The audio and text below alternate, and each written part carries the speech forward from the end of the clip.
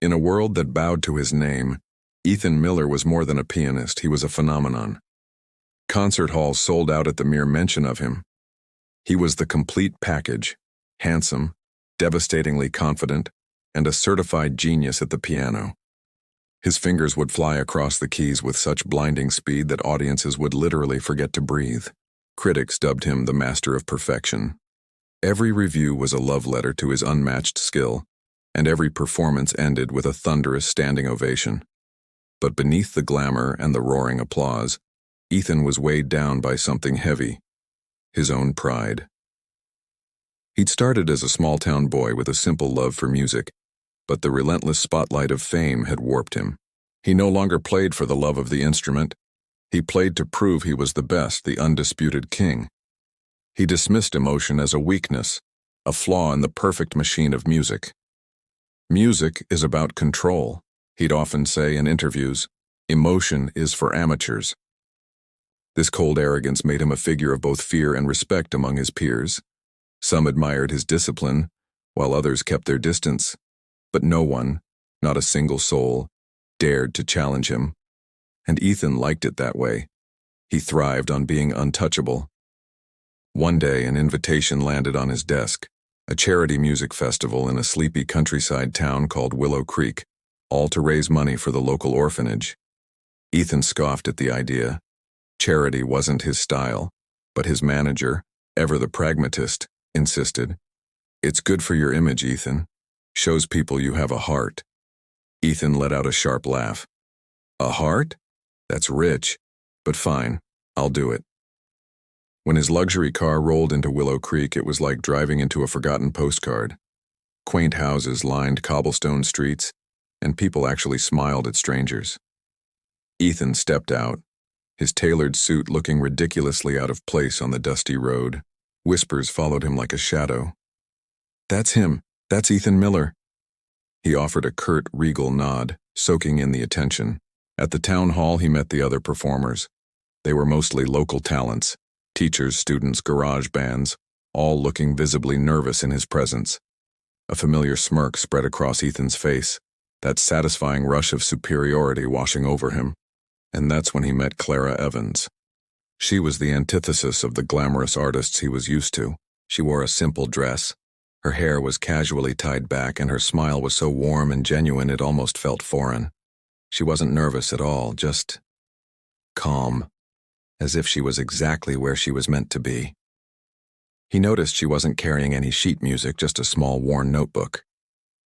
"You're performing tonight too?" he asked, his voice a blend of curiosity and condescension.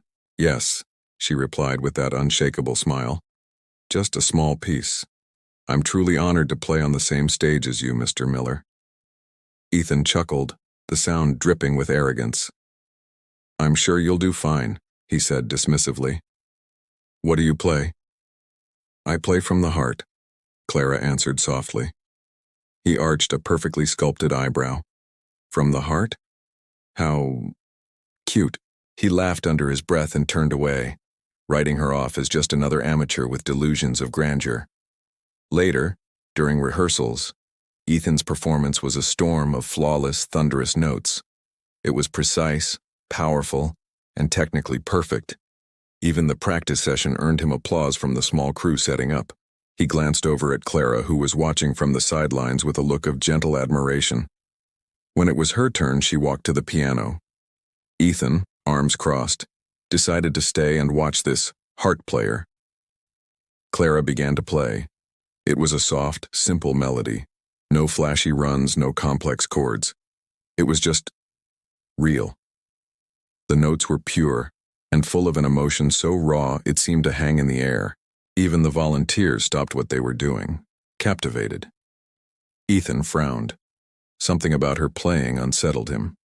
It wasn't technical brilliance, but it tugged at a part of him he'd long forgotten. He quickly shook the feeling off. Sentimental nonsense, he told himself. That evening, a reporter asked him, "How does it feel to perform alongside local musicians?" Ethan's arrogant smile was back in full force. "It's always inspiring to see the effort amateurs put in," he said smoothly. But at the end of the day, raw skill is what separates the professionals from the dreamers. His words spread through the hall like a virus. By showtime, everyone knew exactly what the great Ethan Miller thought of them. Clara heard it too, but she didn't look angry. She just looked sad for him. She whispered to herself, "He's forgotten what music is really for." Then came the surprise. The host announced that the night would end with a friendly piano duel between Ethan Miller and Clara Evans. A collective gasp went through the crowd. Clara looked as surprised as anyone, but Ethan, he couldn't resist. "A duel?" he repeated, a predator's grin on his face. "Sounds like fun." The host laughed nervously. "Just a friendly challenge, of course." Ethan's smirk widened. "Of course. I'll go easy on her." Clara simply nodded and smiled. "Music doesn't need to be easy or hard," she said, her voice quiet but firm. "It just needs to be true." Her unwavering calm was starting to get under his skin. Most people cowered before him, but she stood her ground without a hint of fear. It almost angered him. How dare this nobody be so unfazed? As the lights dimmed for the final event, Ethan cracked his knuckles, whispering, "Let's show them what real talent looks like." He had no idea that in a matter of minutes that prideful smirk would be wiped from his face, and for the first time in his life, he would be the one left utterly speechless. In the quiet town of Willow Creek, a different kind of battle was brewing, not of swords, but of ivory keys. The town hall was electric, buzzing with anticipation for the final performance of the night, a piano duel. On one side, the renowned Ethan Miller, a man whose fingers moved like lightning, a master of technical perfection. On the other, the town's own Clara Evans, a soft-spoken musician whose talent was a local treasure. The air was thick with whispers. Can our Clara really stand up to the great Ethan Miller? Some worried. Others held on to their pride, confident in their hometown hero. Backstage, Ethan stood, cloaked in confidence in a sharp black suit. He could already hear the thunderous applause, the chants of his name.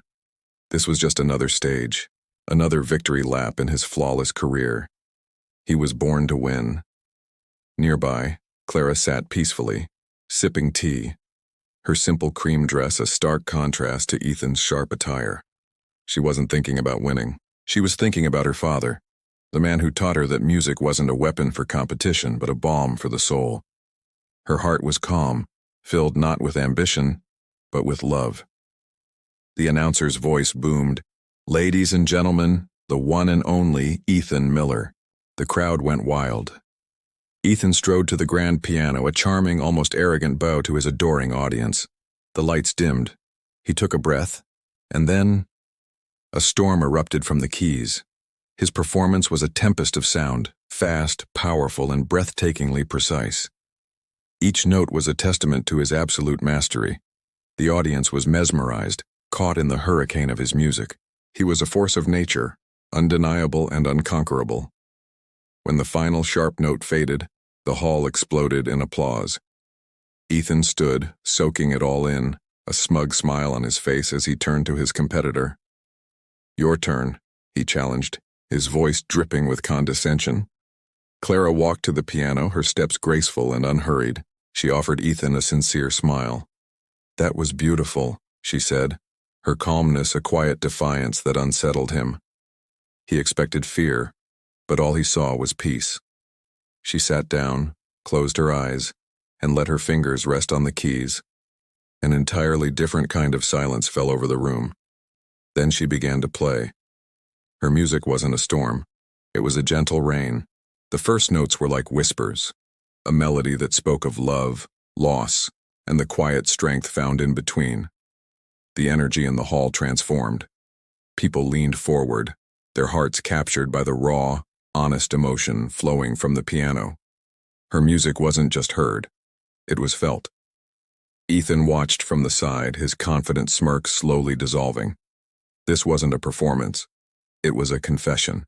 Her music told a story, of her father, of childhood memories, of a life lived with both joy and heartbreak. A tear traced a line down an old man's cheek. It wasn't about technique anymore, it was about connection. When Clara's final note gently faded, the silence that followed was profound, more powerful than any thunderous chord Ethan had ever played.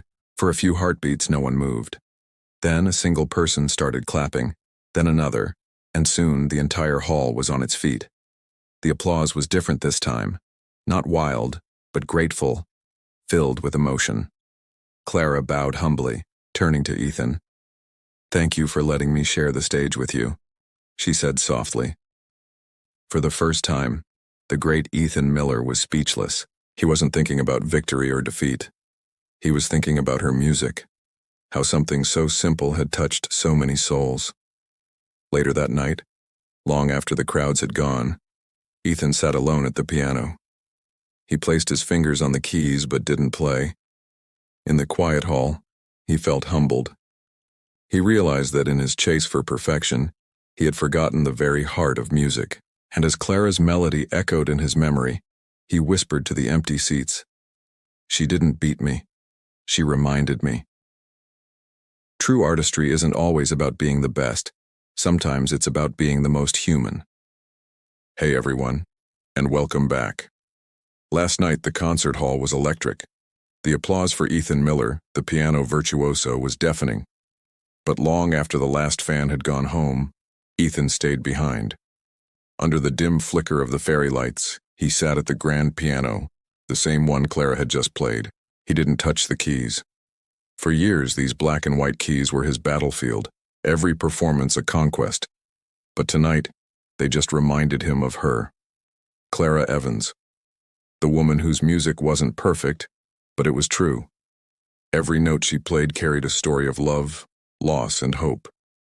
Her music echoed in the silent hall, a haunting melody that cut deeper than any critic's review ever had. Ethan pressed a single key. The note was pure, but it felt empty, lonely.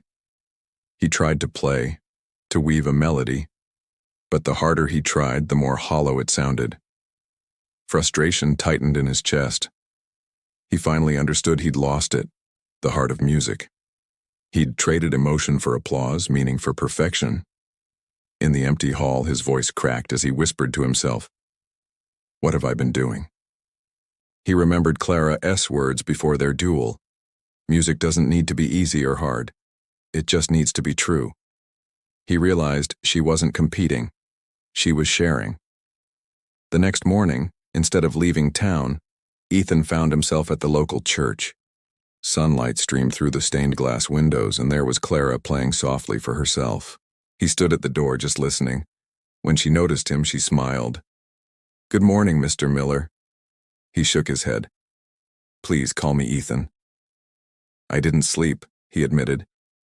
"Your music, it wouldn't leave my head." Clara chuckled. "I hope that's not a bad thing." "It's not," he replied. "It's a reminder of what music is supposed to be. I've spent my whole life chasing perfection. But last night you played, and it was everything I've ever wanted music to be. It was alive." Clara looked down, her fingers brushing the keys. "Music isn't about being perfect, Ethan. It's about being honest. People don't listen with their ears, they listen with their hearts. That's why they felt something." He nodded slowly. "I forgot how to listen." In the peaceful silence that followed, Ethan asked, "How do you do it? How do you make people feel?" She smiled softly. "I don't try to impress them. I play for the ones I love, the ones I've lost, for myself, and for the people who've forgotten how to feel. Music isn't about power, Ethan, it's about connection." Her words landed, and something heavy inside him began to break apart. As he left the church, he said, "You've done something no critic ever could. You made me hear again." Clara just nodded. Then my music reached where it needed to go. Walking out into the morning air, the world sounded different. The birds, the children laughing, it was all music. In the days that followed, Ethan Miller canceled his world tour. The news shocked everyone, but he didn't care. He started traveling to small towns, playing not for fame, but for connection. His style changed. It was softer, warmer, full of emotion. People started saying his music felt like home. When asked about his transformation, he'd just smile and say, I met someone who reminded me that perfection means nothing without heart. Late at night, he'd sit at his piano, close his eyes and whisper, "Thank you for teaching me to listen." His music was no longer a performance. It was a story, a gift.